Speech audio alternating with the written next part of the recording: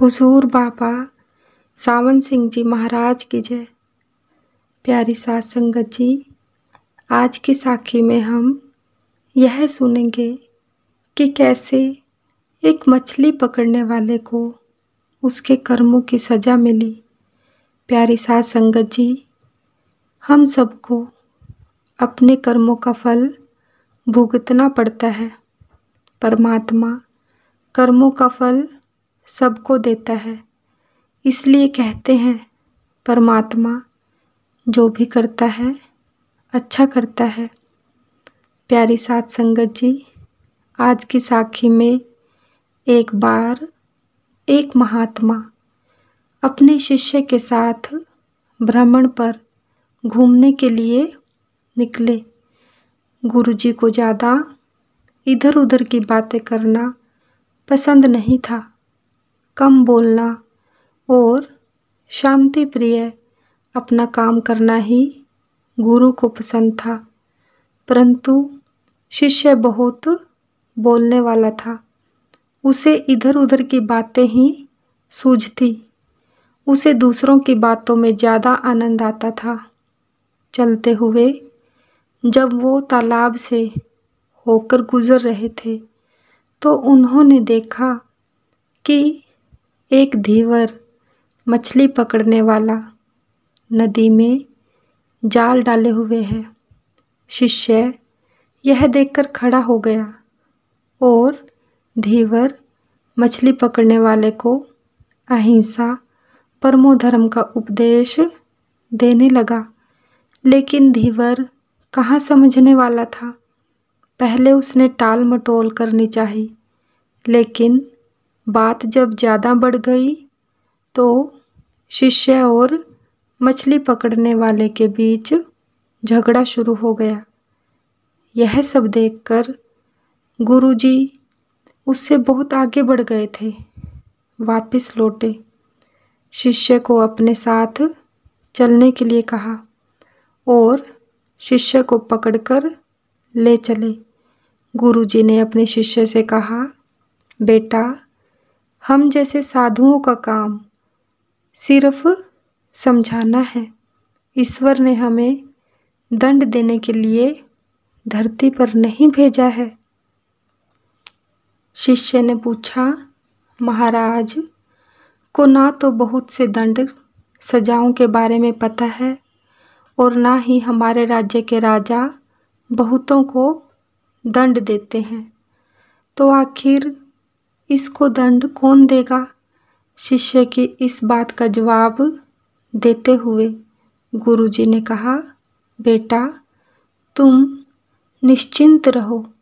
इसे दंड देने वाली एक अलौकिक शक्ति इस दुनिया में मौजूद है, जिसकी पहुंच सभी जगह है। ईश्वर की दृष्टि सब तरफ है और वो सब जगह पहुंच जाते हैं। इसलिए अभी तुम चलो, इस झगड़े में पड़ना गलत होगा, इसलिए इस झगड़े से दूर रहो। शिष्य गुरुजी की बात सुनकर संतुष्ट हो गया और उनके साथ चल दिया। इस बात को ठीक 2 वर्ष ही बीते थे कि एक दिन गुरुजी और शिष्य दोनों उसी तालाब से होकर गुजरे। शिष्य भी अब 2 साल पहले की वह धीवर मछली पकड़ने वाले की घटना भूल चुका था। उन्होंने उसी तालाब के पास देखा कि एक चुड़ैल सांप बहुत कष्ट में था। उसे हजारों चींटियां नोच नोच कर खा रही थी।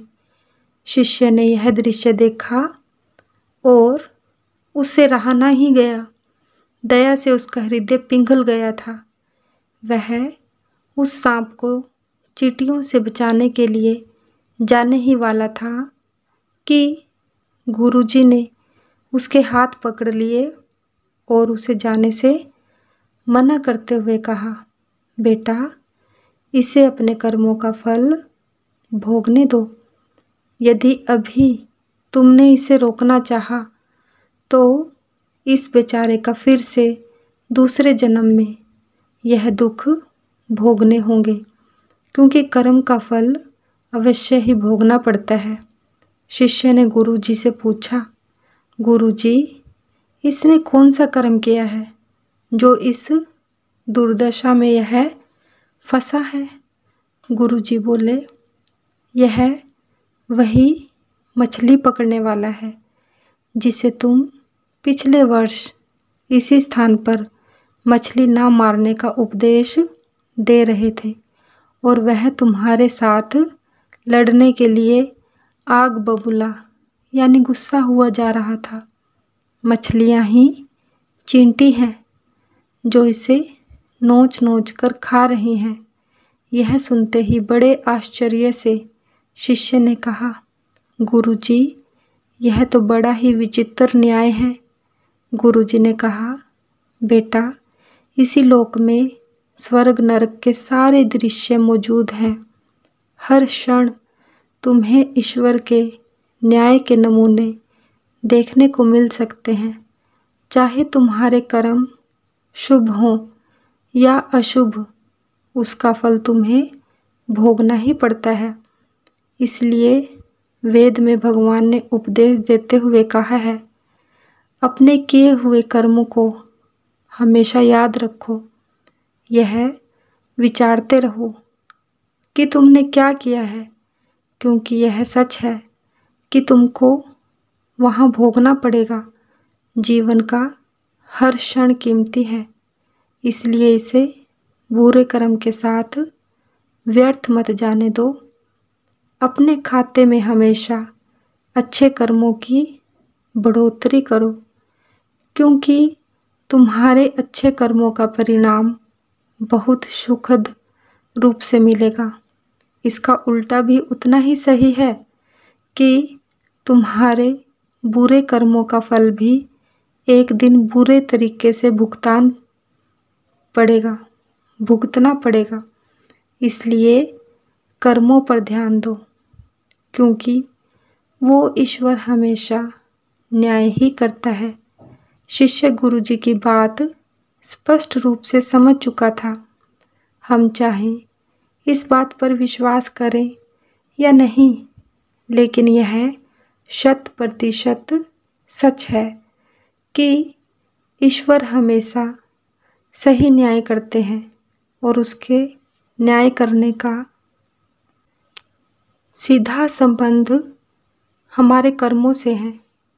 यदि हमने अपने जीवन में बहुत अच्छे कर्म किए हैं या अच्छे कर्म कर रहे हैं, तो उसी के अनुरूप ईश्वर हमारे साथ न्याय करेंगे। यह जीवन हमें इसलिए मिला है ताकि हम कुछ ऐसे कार्य करें जिसको देखकर ईश्वर की आंखों में भी हमारे प्रति प्रेम छलक उठे। प्यारी साथ संगत जी, इस साखी से हमें यह प्रेरणा मिलती है कि मालिक ने हमें यह जो ज़िंदगी बख्शी हुई है, इसमें हम अच्छे कर्म करें। अगर हम अच्छे कर्म करेंगे तो हमें फल भी अच्छा मिलेगा, और बुरे कर्म करेंगे तो फल भी बुरा भुगतना पड़ेगा। अतः प्यारी साथ संगत जी, जीवन अनमोल है, इसे अच्छे कर्मों में ही व्यतीत करें। भजन सिमरन करके अपने जीवन को सफल बनाएं। सतगुरु महाराज की जय। हुजूर बाबा सावन सिंह जी महाराज की जय। सतगुरु तेरा ही आसरा, सच्चे पातशाह तेरा शुक्र है। जय गुरुदेव।